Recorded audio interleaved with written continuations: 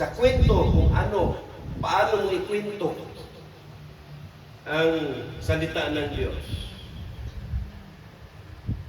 Ang Son na theophanic form, ginamit po sa creation, tinawag po itong Logos.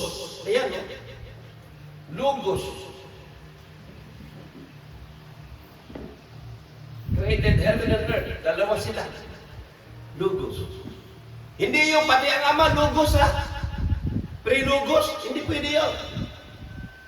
Isa lang, Logos, yung anak.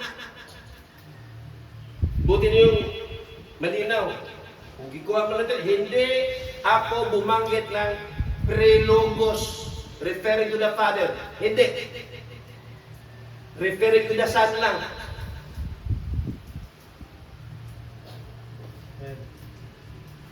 Amen? Or no amen? Amen.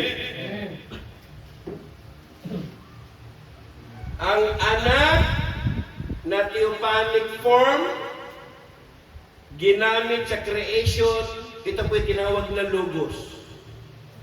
Second, Son in a 16th element, ginamit din doon sa Calvary.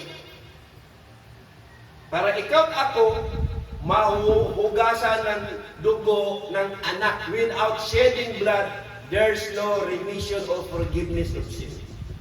Tingnan ninyo ang kordero ng Diyos, ang siyang uhugas ng kasalanan ng sanglibutan. If the sanglibutan believes.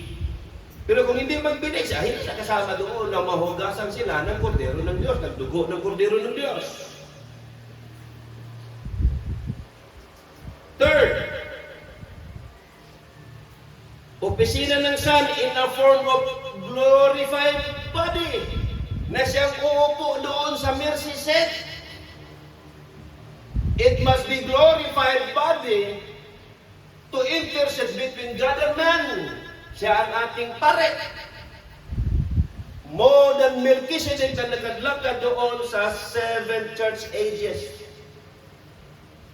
Ganon niya kamahal ang kanyang mga iglesia. May nagsasabi na walang new birth.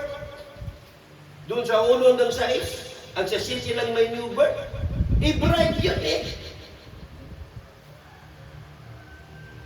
Yung lumabas, kabuuan ng bride yun. At yun ang bride body. Sa atin lang, fullness of the revelations of God. Sa kanila, partial lang.